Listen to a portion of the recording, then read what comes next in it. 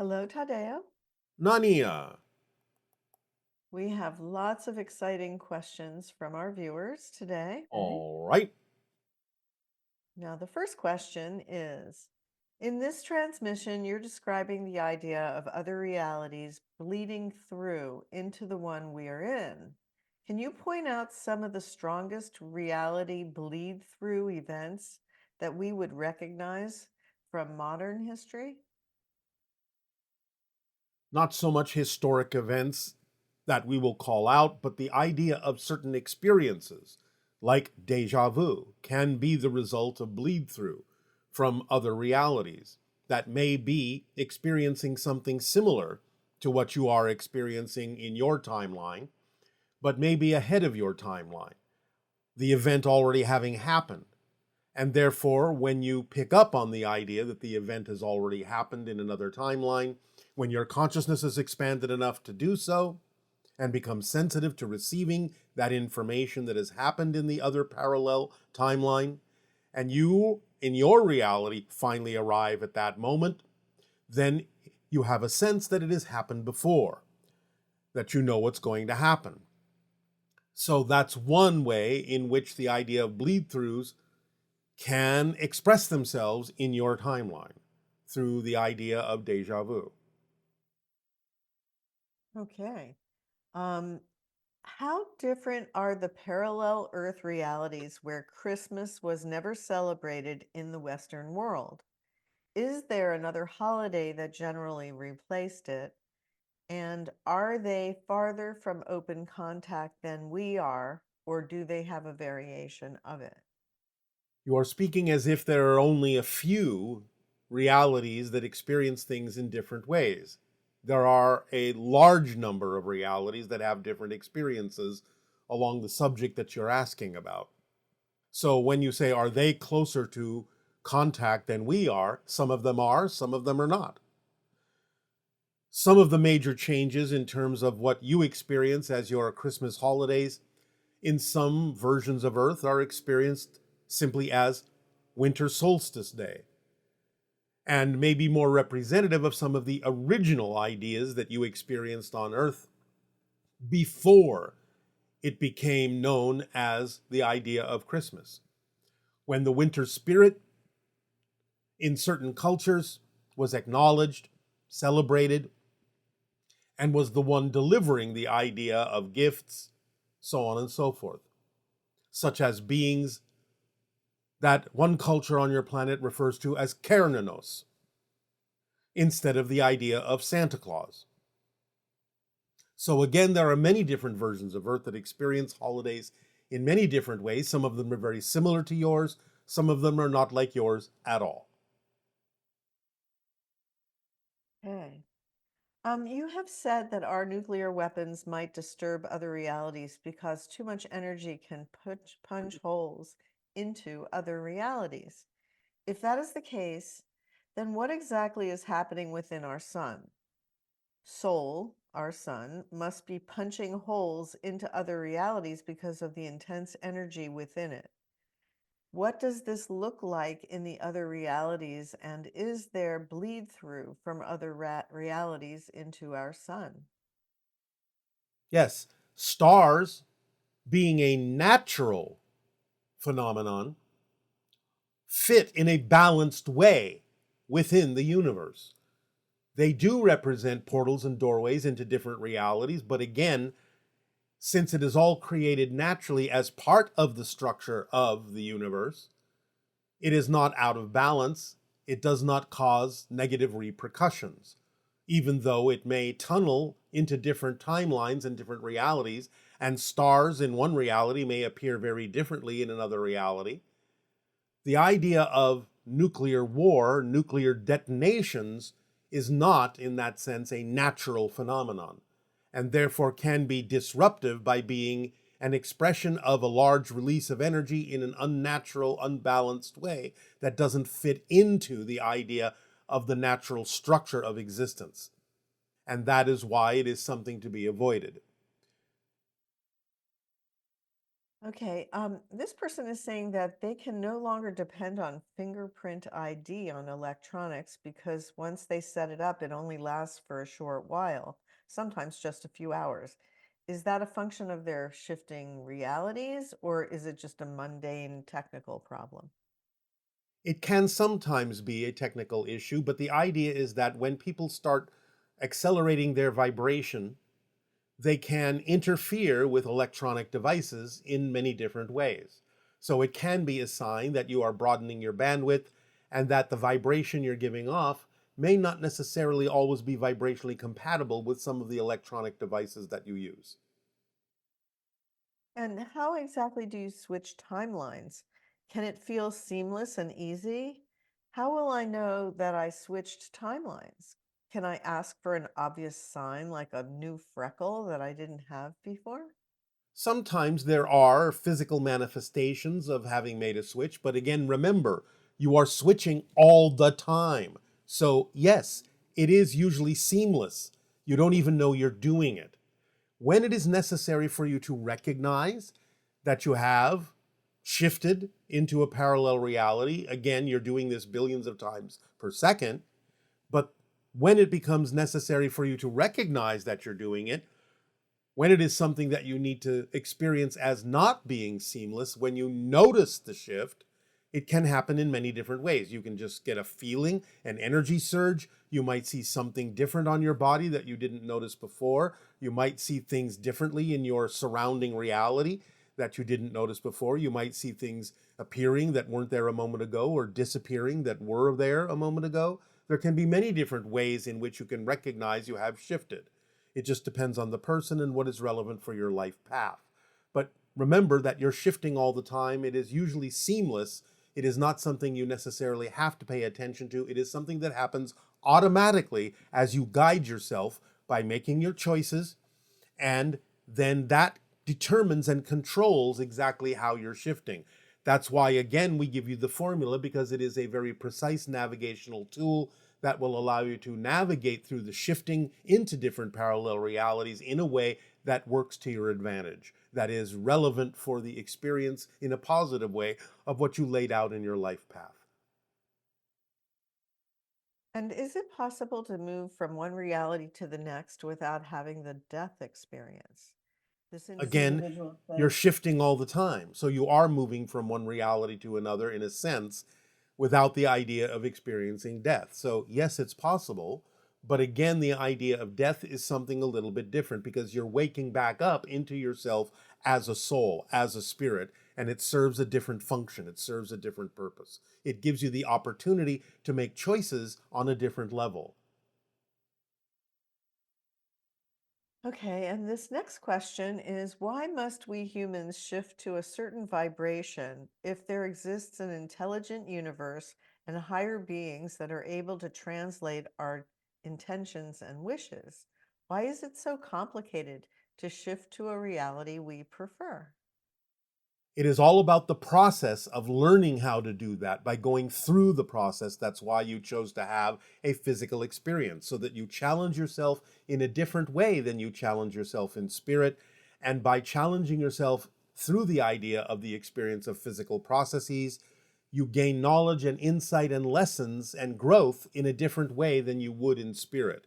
The idea that there may be other beings that exist on higher levels has nothing at all to do with the choices you have made for what you will experience in your particular life path.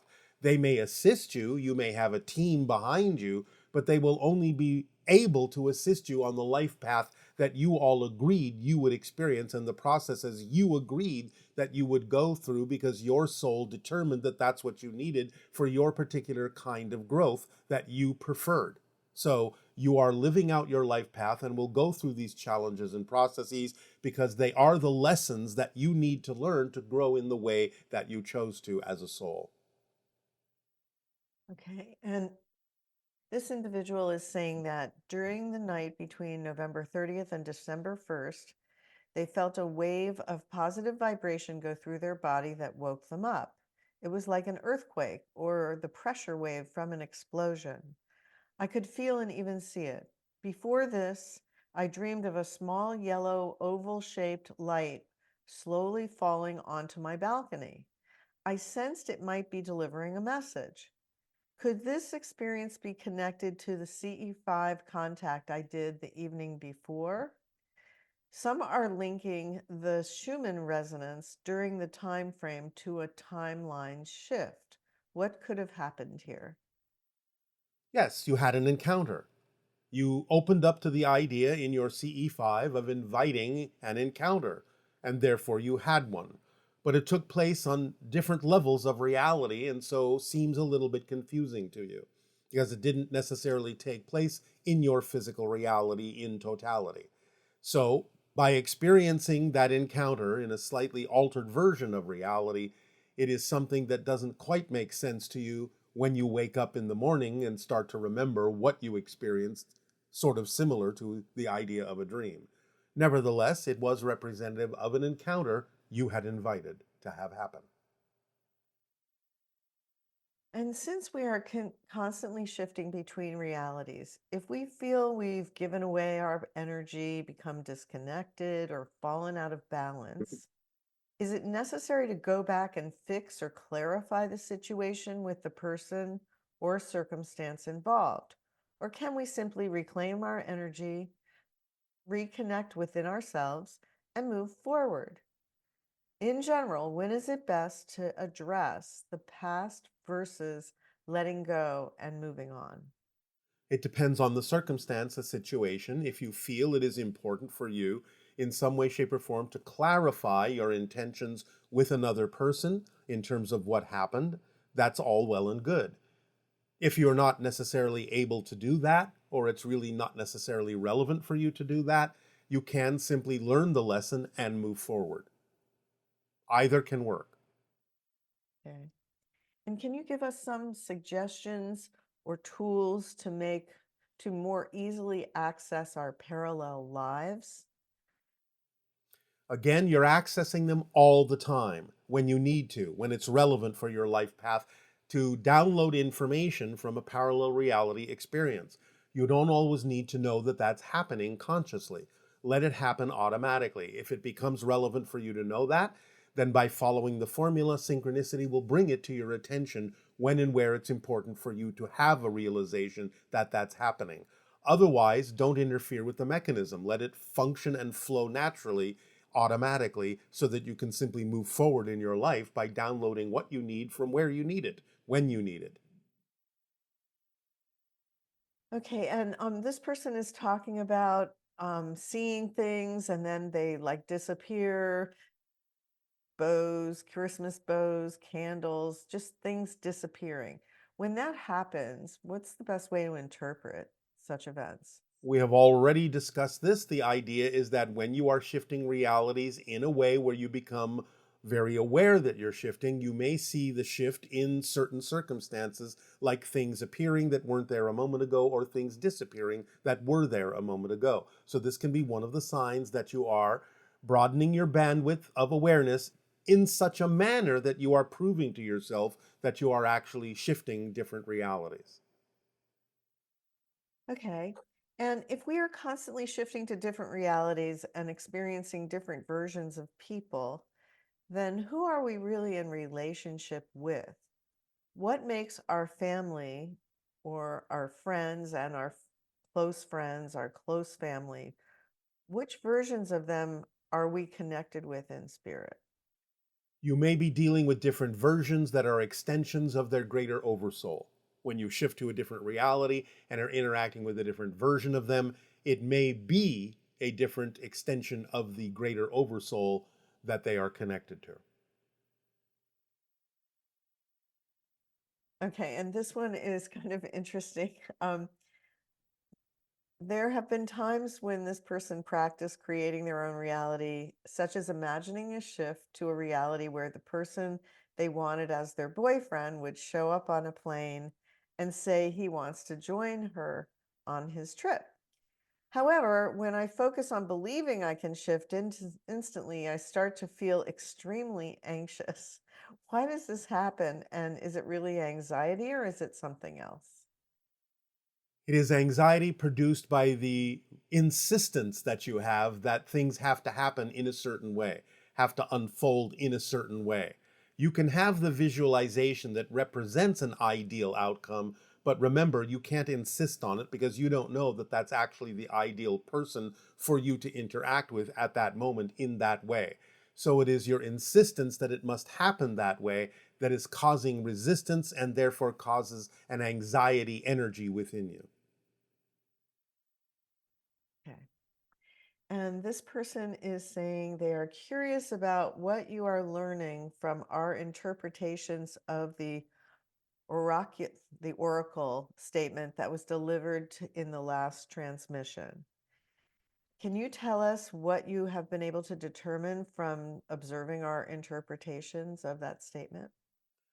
As we already mentioned in one of our transmissions, we will not be discussing anything having to do with your interpretations of what the oracle downloaded to you.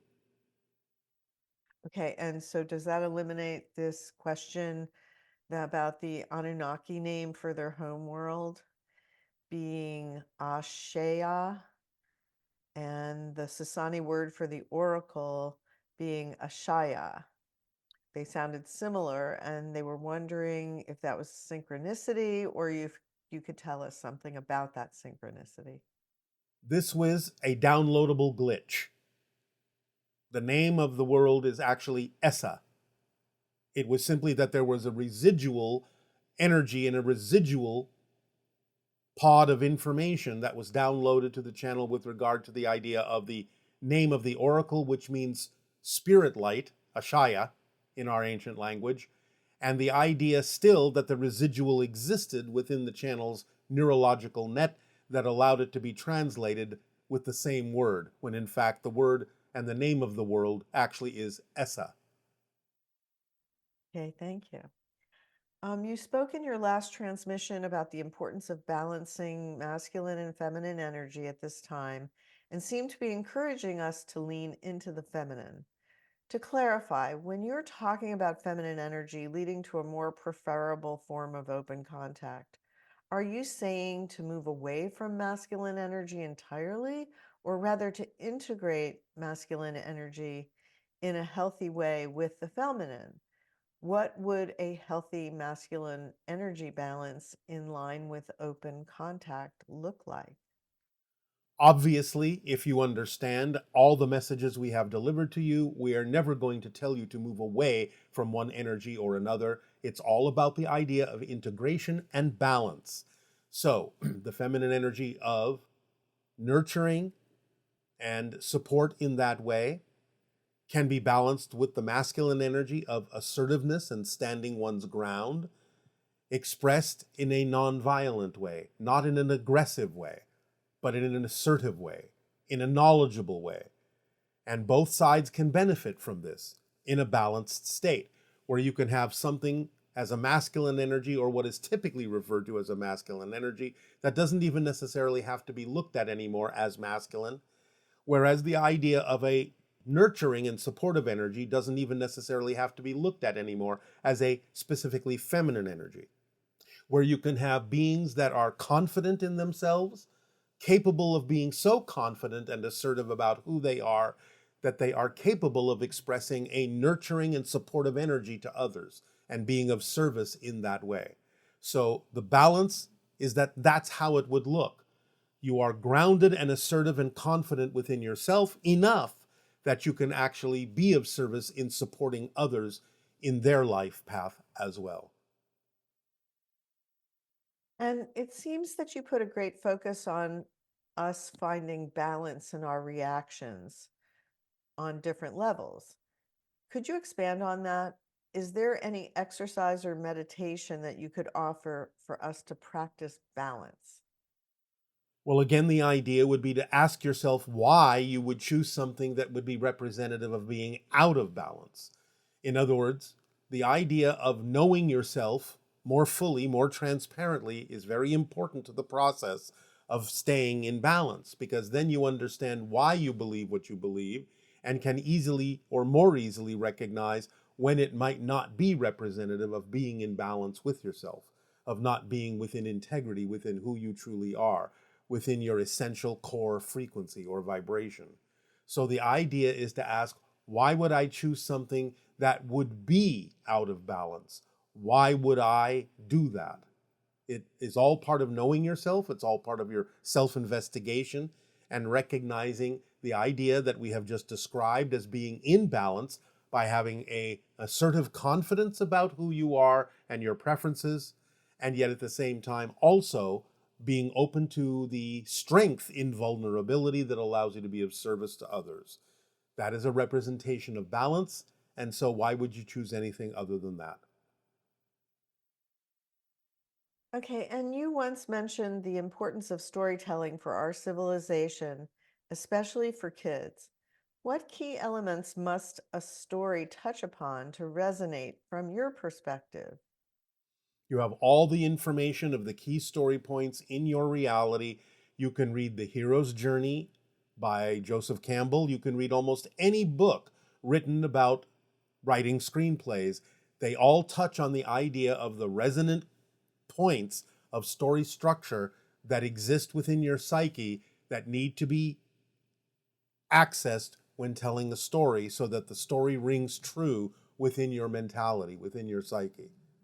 So refer to any of those kinds of books to explain the concepts of story structure. They also are representative of ideas in your actual life path that make your life relevant and explain the idea of why you go through processes to learn lessons. So reading about the idea of story structure in some of those books can help you understand why you choose to go through physical reality processes to gain more insight and create more discovery about who you are and grow as a soul. And this person is saying that they're a bit confused about how two things you mentioned work together. On one hand, you said that when we speak with you, we are essentially speaking with ourselves. On the other, you said you're observing us to see how we evolve and determine if we're ready for open contact. From a human perspective, these ideas seem contradictory. Can you help clarify this? Yes, they are not contradictory in the sense that I am a reflection of what your higher mind would say to you. So, in that sense, speaking to yourself means that the conversations you are having with us are somewhat representative of the kind of answers you would receive from your higher mind, from your own soul. We are a representation of that. At the same time, we are our own person and therefore can have a separate observational regard for what it is we are watching, what it is we are observing. We can function in both ways. We are a multidimensional being just like you are. We have our own identity and can observe as ourselves, and yet at the same time can perform the function of being a reflection of the kind of conversations you would have with your own higher mind. Thank you. Yes. As you've encouraged us to start conversations with those on the other side, I've been following my highest excitement by trying to engage meaningfully with family members whose views I deeply disagree with, especially when those views seem rooted in prejudice or hatred. I genuinely want to respond with curiosity and understand their perspective, but my reactions of sadness, pain, and ultimately disgust often show on my face and shut down the conversation. I recognize these emotions stem from my own thoughts and beliefs, but I'm unsure of how to identify the limiting beliefs that are preventing me from fostering genuine dialogue and connection. How can I shift my perspective to keep the conversation open despite the hurt that I feel?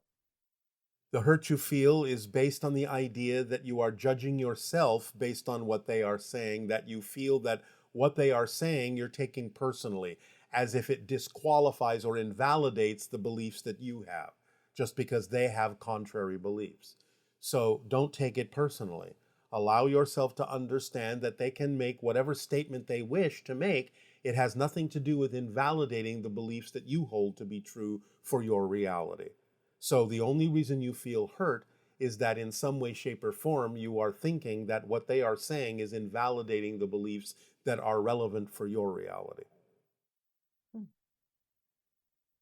Okay, and can you explain the concept of free will of others in the context of the multiverse? For example, if I wish to be in a universe where my marriage is working, where is the boundary between my being able to access that universe, which should be limitless, and my partner having his own free will of not wanting to, which is a limitation? Well, it can be a limitation, but sometimes it's also representative of what is and isn't vibrationally relevant or compatible for someone's life path. So you don't necessarily have to look at someone's differences as a limitation if they are actually truly understanding what is relevant for their life path, which may not necessarily mean that they need to continue the relationship with you. However, there may be some small degree of insistence that it has to work out the way you want it to work out. Nevertheless, the idea is to explore whether or not there is enough common ground or whether your differences are vibrationally compatible with one another, that you can be willing to reflect to each other what you need to know to become more of who each of you are. If you're willing to do that, if you're both willing to do that, then the relationship can continue in a certain way.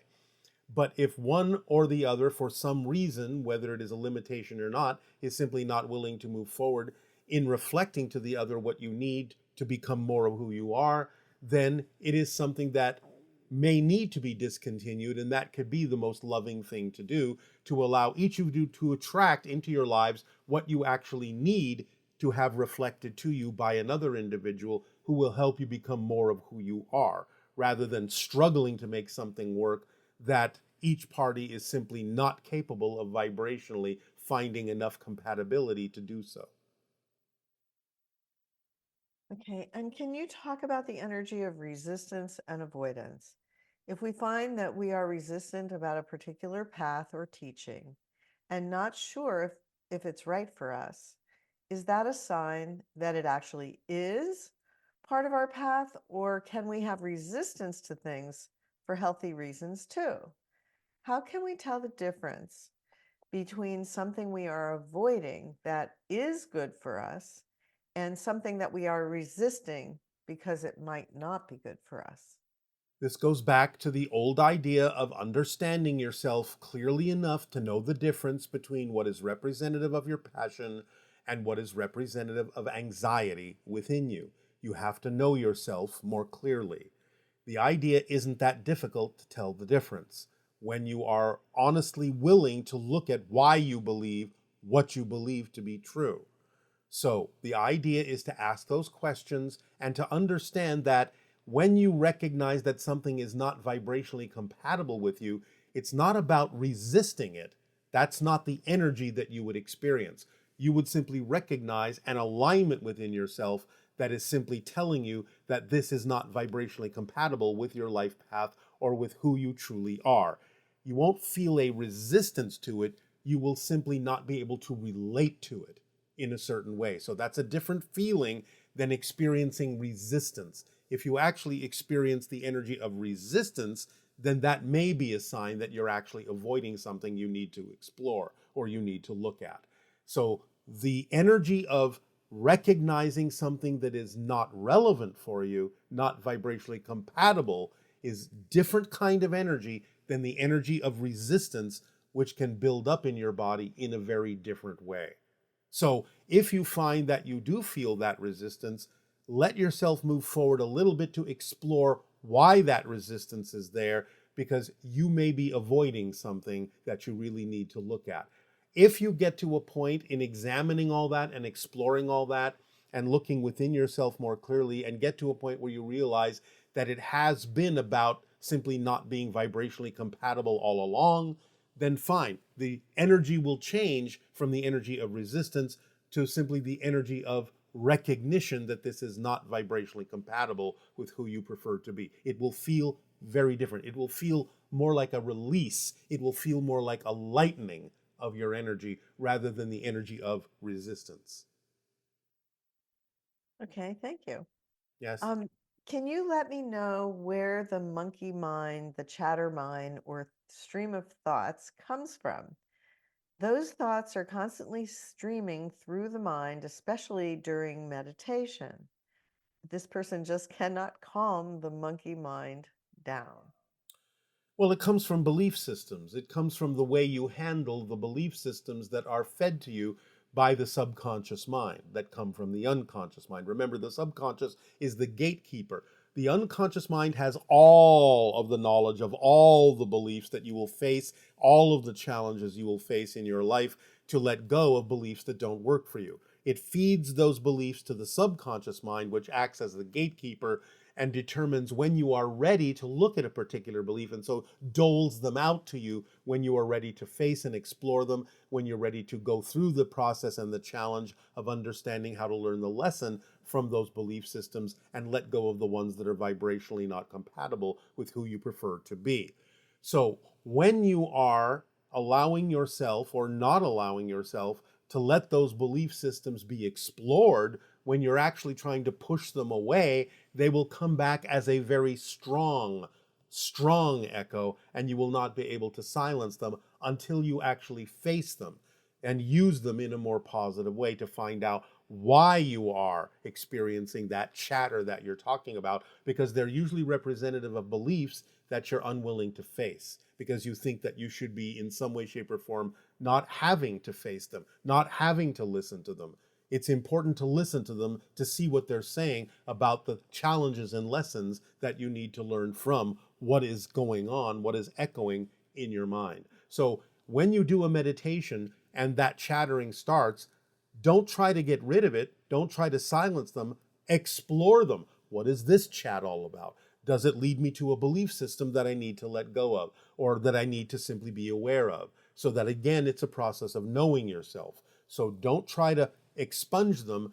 Try to listen to them and explore them one at a time to find out what the chattering represents.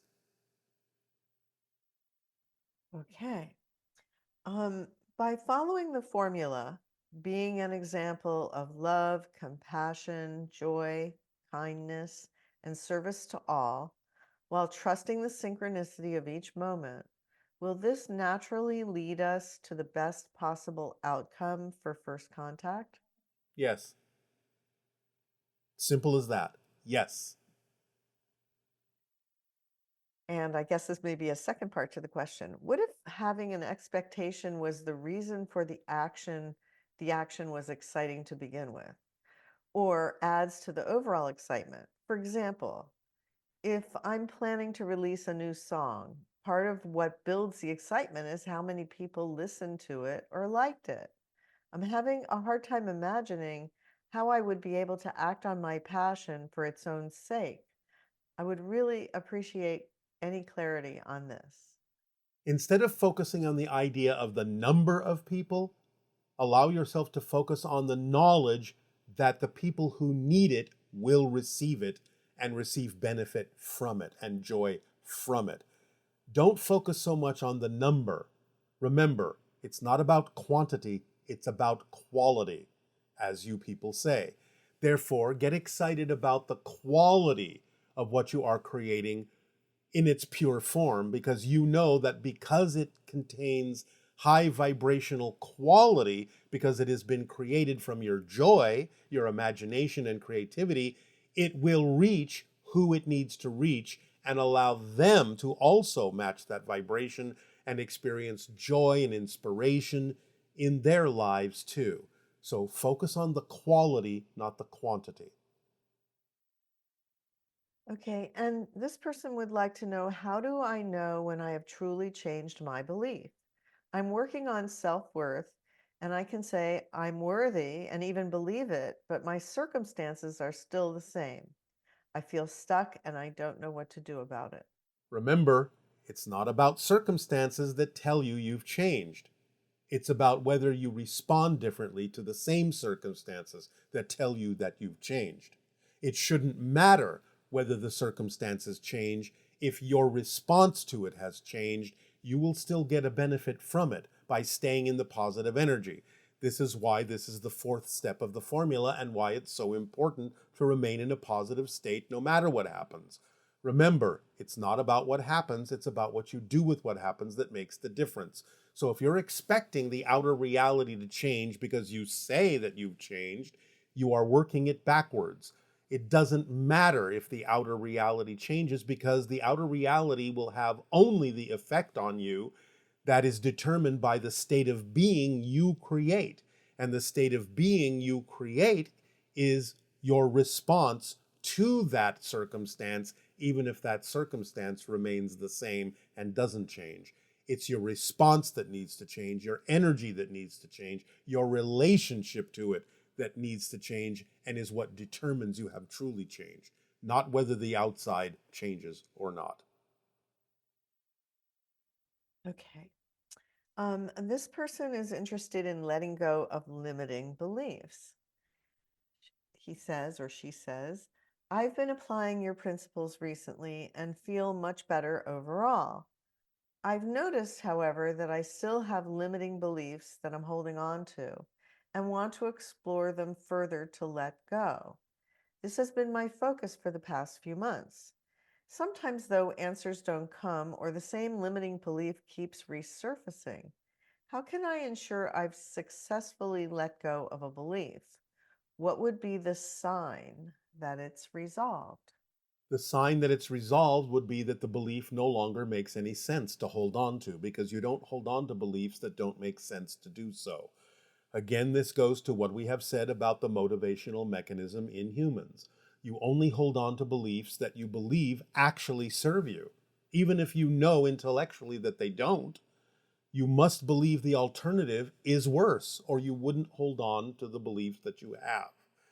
It must be that you view the belief that you're holding on to, even if you know it's not to your benefit, as being safer as a belief, more familiar as a belief, easier to deal with than the alternative, should you decide to let it go and change your belief. So you have to find out what it is you're afraid would happen if you actually changed the belief. If you have a belief that says the alternative is worse, then you will still hold on to whatever it is you're holding on to that you know may not be serving you, but you believe serves you better than the alternative. So again, it takes self-investigation and transparency to understand why you're holding on to it. And it's usually because you believe that to let go of it, or to go into another belief system, that something worse would happen than what you're already experiencing. So you just need more and deeper investigation of yourself as to what you are afraid would happen if you did in fact change your belief. Okay. And this next set of questions is about the drones Yes, have been happening recently. we So, will answer them all in one statement. Most of the drones that you have been seeing have to do with man made devices, human made devices that are surveilling, observing, and protecting against incursions from others with ill intent.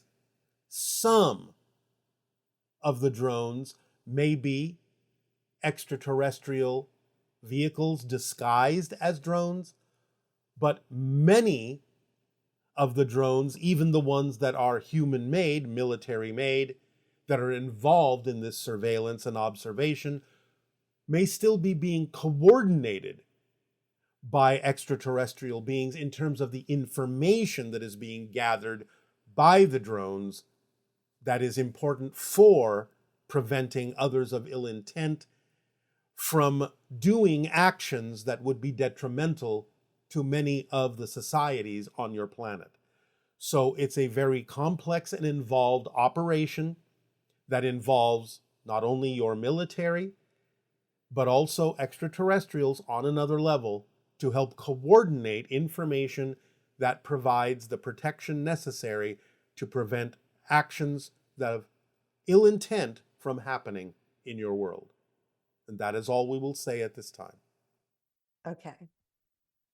Well, that's helpful because I'm sure a lot of people are wondering what is going on. That is what is going on. Okay, so moving along here to some additional questions. Here's an individual saying that they did the sacred circuits for 3 months, but they felt no positive changes. I tried talking with them, but received no communication back. I tried looking at them and taking their shapes, and I also tried looking at them while solely functioning on focusing on the energy. I was feeling something from each symbol, and then I noticed that the symbol's energy lasted for a few hours or less, but then it wore off. What is the best way to use the sacred circuits to have impact fully on transformation? It appears that you are only using them energetically and not connecting the changes that they make in your neurological circuitry to the idea of then performing physical actions in service to humanity after you utilize the circuits. That's what they're for. It's not just about sitting there and trying to feel changes in your energy. It's about using the circuits to rearrange the energy paths in your body, the neurological paths in your body, to make you more superconductive, hyperconductive, of higher frequency energies, and then to take the actions that are necessary to act on your passion in service to humanity. So it's a two-part process. It's not just about meditating on the circuits, because then you're not really flowing the energy that the circuits are helping you change within yourself in a way that is pragmatic and grounded in your physical reality. So it's not just about experiencing energy changes, it's about putting them into action. Okay, thank you. How do we exist in the here and now, the present moment, and still be there for our future selves? For instance, how do we stay tuned into the present channel and still be able to make long term, sometimes difficult choices that will benefit us later, but may be difficult in the now? Again, the challenges that you face in the now determine what you will experience in the next now, which is what you call the future. Stay present with the challenge. Again, follow the formula in dealing with any challenge. It will allow you to set up the vibrational patterns that will allow you to experience the next present now in the way that will continue to move you forward in a beneficial way. That is what you do.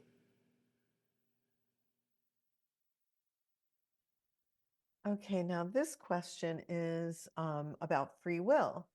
You teach us that we have some free will about how we will live our lives and explore our themes, and have given the analogy that it's like getting to choose how we walk down a hallway. But some other teachings say, well, really, all of this is just one non dual thing happening, and there's not even any self or doer to choose anything, and that free will is an illusion. Can you help reconcile this? You have free will as a soul, you have free will as a physical entity. On a certain level, you could say that it is a non dual experience, but on the physical level, that is not the case. Because you have given yourself the opportunity to have 2 points of view, that of the soul or the higher mind, that of the physical personality, you then have the opportunity to express different forms, different expressions of free will. The free will of the soul that chose the life path, the free will of the physical personality that determines how you will live that life path. So the idea that it is an illusion is true only in the sense that the idea of an illusion is simply another way of saying it's a projection that gives you an opportunity to have a certain kind of an experience. Many people use the word illusion in the sense that for some reason, just because something is an illusion, that it has no meaningful content, that it means nothing. This is not the case. That is one definition of an illusion in a certain context, but it's not the way we're using the word at all. The idea that your physical reality is an illusion doesn't mean it doesn't have the meaning that you give it, and doesn't mean it isn't a worthwhile experience that helps you learn lessons and helps you grow. It simply means it's a technique of consciousness projection that gives you a scenario in which you can learn those lessons and experience that growth and those processes that lead to it. So please do not misunderstand that when we use the term illusion, that doesn't mean it's worthless. That doesn't mean it's negative. That doesn't mean it doesn't serve a function. That's not the way in which we're using the word illusion. Thank you. This question is, has everything there is already been created? So how has everything there is already been created in all dimensions, and we are just experiencing it over and over again? But since we make ourselves forget, it feels like we're playing a new game for the first time? Or In a is sense, all that isness still constantly expanding? as we have explained, in a sense that is so. But the idea is that the structure, yes, already exists, all of it. It's your relationship to it, your experience of it, and your perspective of it that expands and allows creation to grow. So it's both. The structure already exists and is infinite, but there are certain portions of it that are relevant for your life path, and your relationship, your perspective, and your experience of that structure relative to your life path is what allows you to discover a new perspective of yourself and to grow. It's the way that all that is has of experiencing itself in all the ways that it can. So it already exists as a structure, but it doesn't necessarily already experience itself in all the ways that it can. That never ends, because it's all based on how you decide to experience your relationship to that structure, your experience of that structure, your perspective of that structure that continues to allow all that is to experience new perspectives of itself, new awareness of itself, new expansions of itself within the structure that never changes. Quite amazing. Yes. This individual is asking a question about weight. You've said that our soul comes to Earth to have a particular set of experiences. For instance, it seems to me that my soul wanted to experience being overweight and unhealthy. Now, my human self disagrees with that and really wants to be healthy. Who wins here, the soul or the human body?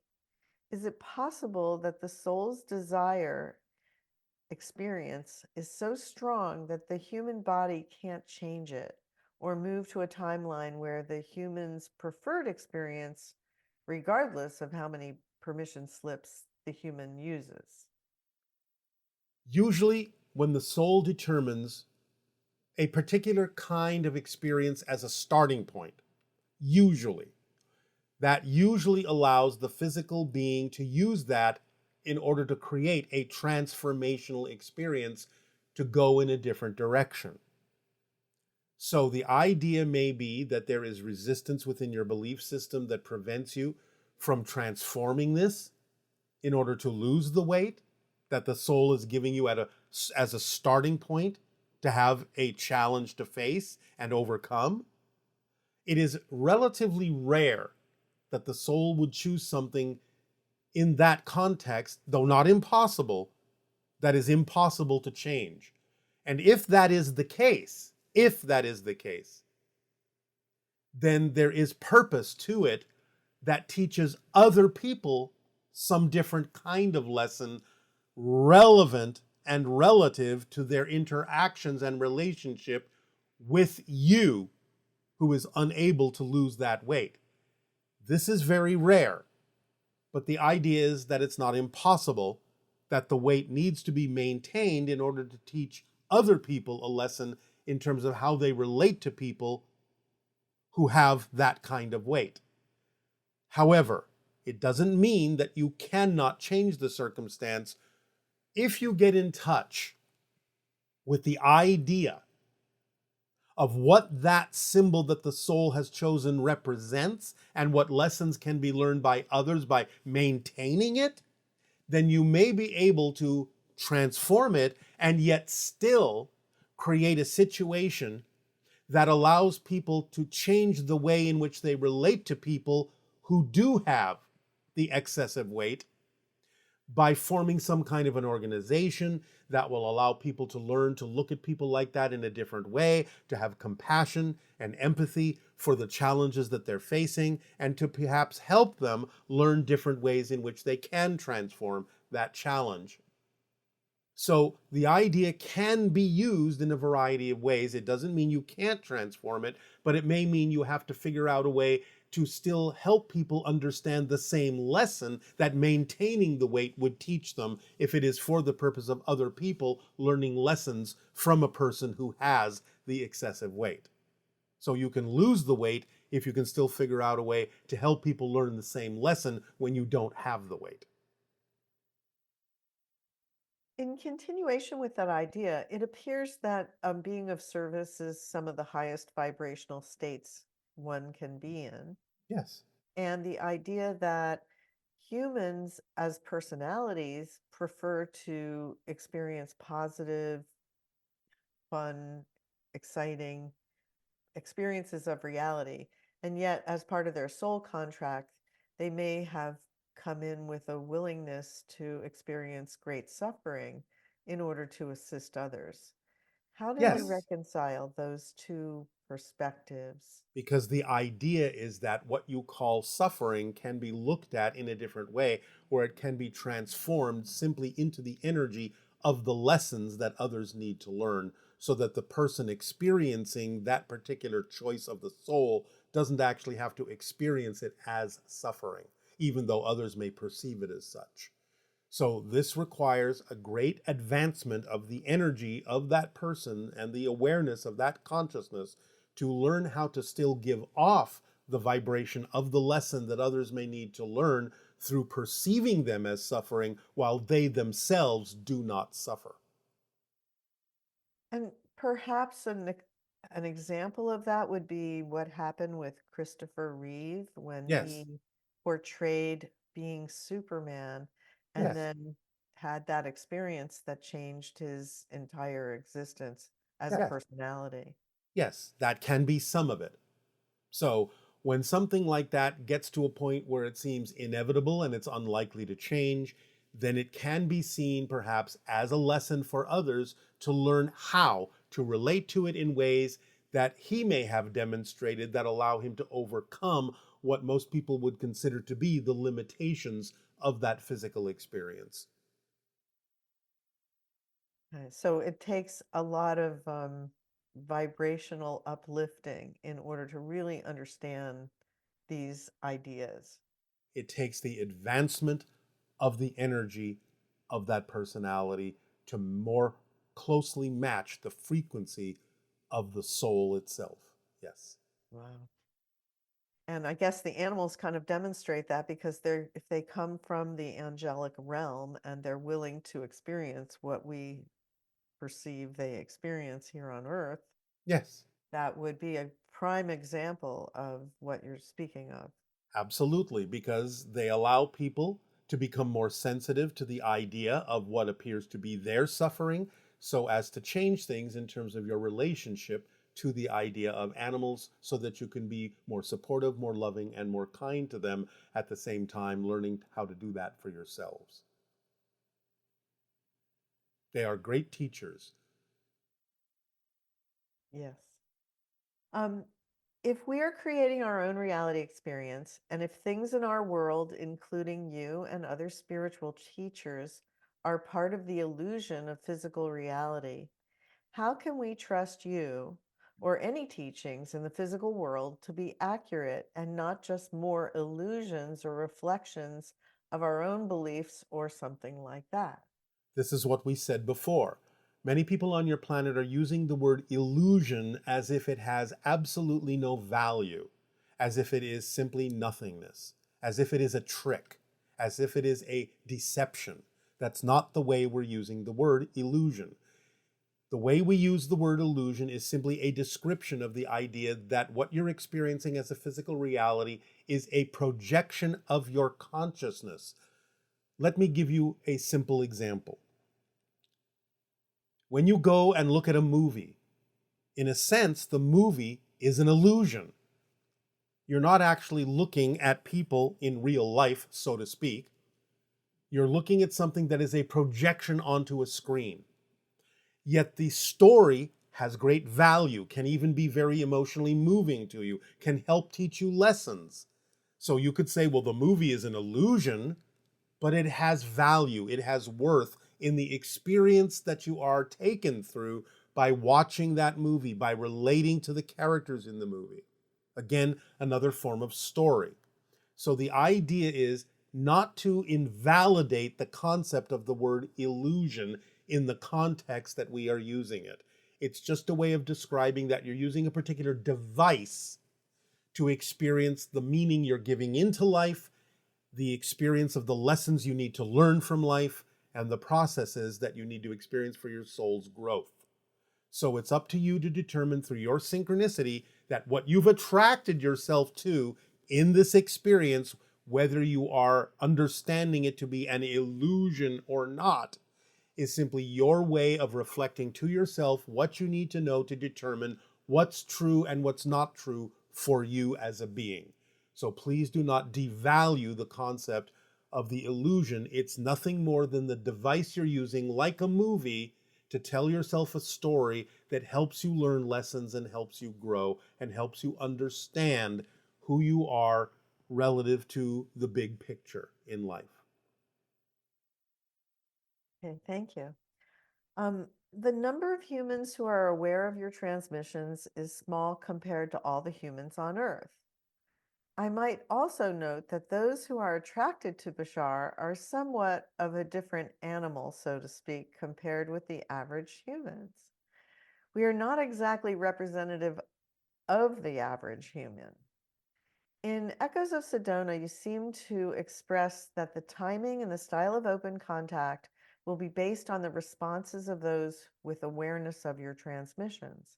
However, open contact will be global. Why is there so much focus on the choices and responses of a limited number of humans that interact with you, Bashar? Would the Interstellar Alliance councils not base their decisions on larger behavior patterns among an entire global population? We are to some degree laughing because you are assuming that we're the only ones delivering information. There are many beings delivering this information across the globe. We are simply referring to the kind of information that is being delivered, not just through us specifically and those that relate to us specifically, but those that relate to all information being delivered by a variety of sources and entities around your globe. So obviously, this is a global phenomenon because there are many, many beings like myself and other kinds of spirit entities and so on and so forth that are delivering and downloading information to many people on your planet. So it's not that you are only limited to those who know about this particular channeling or this particular source of information, but all similar sources of information around your entire planet. Okay. I have heard this person is saying that I have heard Bashar's voice around 7 or 8 years ago, and it made me uncomfortable, and I shut it down. I am now more comfortable. What has been the shift and why? Well, you have raised your vibration to be more vibrationally compatible with the information that we deliver. It's as simple as that. You've expanded your bandwidth, you've grown, you've learned, you've changed. And now, right now, at least, then the idea of our particular vibration is more vibrationally compatible with where you are at in your particular path. Okay. And why do you always say how exciting when even a person describes a negative experience they've experienced before? Can you include all reasons and tensions behind it and all facets of it? It is our attempt to encourage you to approach all challenges, whether you perceive them as positive or negative in your life, with curiosity instead of defeat. Instead of labeling them negatively, the idea is yes, of course, you can recognize that something may be created out of a negative energy, but by approaching them in a positive way with curiosity, by saying, oh, This is an exciting challenge. I recognize it may have been created from a negative point of view, but still in my life, I know I can get a benefit from it if I approach it from a positive state of being, a positive energy. So we are attempting to encourage you to approach all challenges, whether they were created from negativity or not, with curiosity to know how can it serve you and what lessons can you learn that would actually benefit you. That's why we say how exciting, because it's an opportunity to find your own self-empowerment relative to the degree to which that particular circumstance seems to impact your life. That's a direct one-to-one relationship to how powerful you are, to the response and reaction you have to the magnitude of that circumstance. Thank you. Yes. Why does the transformation happening on Earth affect more than just our human world, as mentioned in your previous transmission, the formula? Why do the things that are learned in universities on your planet leak out to form information that is valuable to the entire planet? The idea is the same. You are a very valuable school, a very unique school. And the lessons that you learn can help many other civilizations because of the degree and depth to which you explore the transformation of limitation. So those lessons are noticed and recognized and observed by other civilizations who may be able to use the lessons you're learning for their own realities, their own life paths as well. All life paths are intertwined, not just the life paths of all the humans on your planet, but the life paths of all of the extraterrestrial beings that are also engaged with observing your planet. There is synchronicity in that. So the idea is we are excited by the concept of what you are learning because it informs the totality of all of the beings that are in some way, shape, or form engaged with what it is you are learning on your planet. Seems that the universe is very focused on learning. On expanding, yes. That's what learning is. It's Learning expanding. is expanding, learning is growing, yes. It's being more of what you actually are as source, experiencing more of what it is to be source, to be all that is. So see, Expansion is the natural state of self-awareness. You want to know more about what and who you are. Who am I? It's the question you all ask on an individual basis. But you see, that's the driving engine of all that is. Who am I? so that's why it's just built into the fabric of existence. Yes. The drive to expand, to learn, and Yes. the I'll put it universe. in a linear fashion, in a linear perspective. Again, this does not mean there was a beginning to this.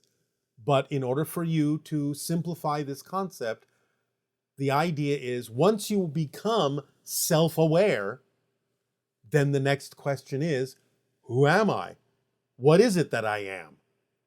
I am that I am, but what does that mean? What is that experience? Who am I?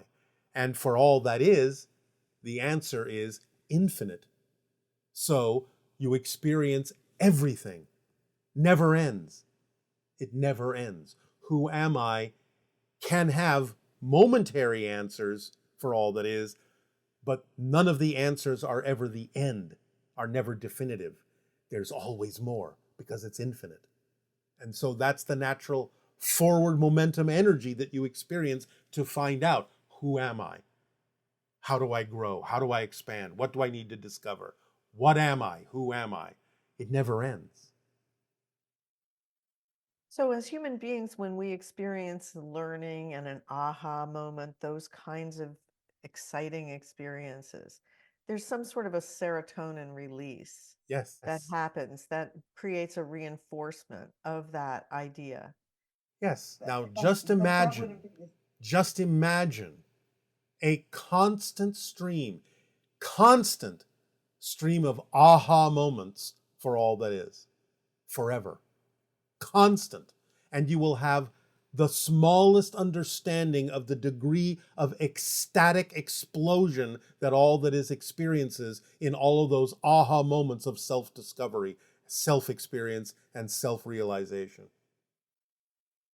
It's wonderful that the universe is constructed that way. Existence is constructed that way. Right. It's really a great gift. It is the nature of all that is. Ah.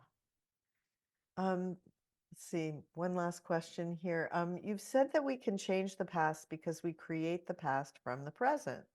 But you've also said that one of the things that you'll give us is our full history. Yes. So, what is the point if we're constantly changing the past? Are there certain time periods that are more relevant to remember, and what time periods are not relevant? You will be given the history that is relevant for who you are at the moment it is given to you. That will reinforce the idea of your forward momentum. Understanding the past that is relevant for who you have become in the present is what will help you move forward into what you call the future. So the history you will be given will be the history that is germane and relevant for who you have become, that is capable of receiving that history. And I guess, well, this will be our last question. What is the purpose of all the information you share about ETs, hybrids, open contact, and similar topics? I've heard people suggest that that kind of subject matter is just part of the illusion of the world and could even distract you from truly waking up and freeing ourselves from suffering. But is it part of a process of awakening? It feels like it could be exciting and a step toward moving in a positive direction. Yet I sometimes wonder if it's better to focus on enjoying our experiences here, or if it's more important to prioritize fully waking up from the illusion altogether. Again, be cautious how you are using the word illusion. Nevertheless, yes, of course it's important to be more realized yourselves, to focus on the idea of becoming more of who you are. You do not need us to do that. But it is possible that some people can use the idea of extraterrestrials as a distraction to keep them from actually being who they are. Again, anything can be used in a positive or a negative way. But the idea of becoming more aware of us is also simply the end result of becoming more aware of yourselves, because we are all interconnected. So when you become more of yourself by following the formula or whatever intuitive path allows you to be more of who you are, it is ultimately, in a sense, for most people, inevitable that you will also discover that there are others also on that same wavelength, and that you will attract yourselves to them. Therefore, as long as you are focused on the idea of following the formula to be your true self, that will usually inevitably include the discovery of others who are also operating on a similar wavelength, such as us. So one thing just leads to another. But you don't have to focus on us. If it does distract you from being yourself, then by all means focus on being yourself. Because you do not need extraterrestrial contact to perform the important act of being yourself. We are simply saying that for most people, the act of being yourself will inevitably lead to the connection to others of similar wavelength. So, does that help you? Yes, it does. Thank you so much from all of us for your explanations and helping us understand so much of what is happening. So thank you. It is again our passion and our pleasure and our unconditional love to you all. So now allow yourselves to continue to move forward as we move forward together in whatever way, shape, or form you so prefer.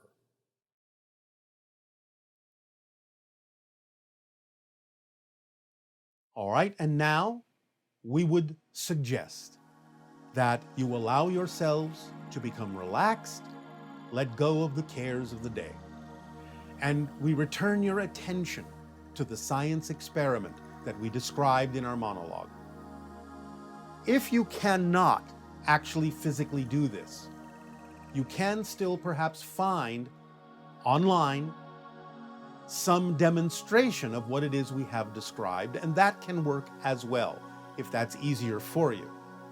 However, doing it physically for yourself does have a bit of a greater impact because it is physical in your reality, and determining the frequency of how you create your physical reality is what this experiment is all about. So while looking at it on a video can work, we would encourage you to make an attempt to do this physically, whether with the strobe light in the water or the strobe light in the spinning wheel or simply the motor in the spinning wheel, to do it physically and meditate on that for 15 minutes so that you have a true physical, visceral experience of this idea in your reality that you have physically created for yourself.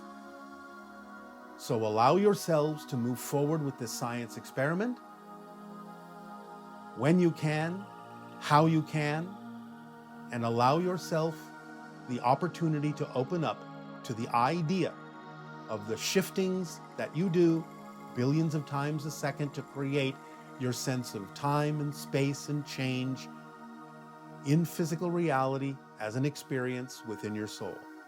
Allow yourself to move forward with this science experiment, and allow yourself to be open to experiencing whatever effects are relevant for you, to allow your soul to expand, to grow, to be more of yourself, even while you are still expressing yourself as a physical being.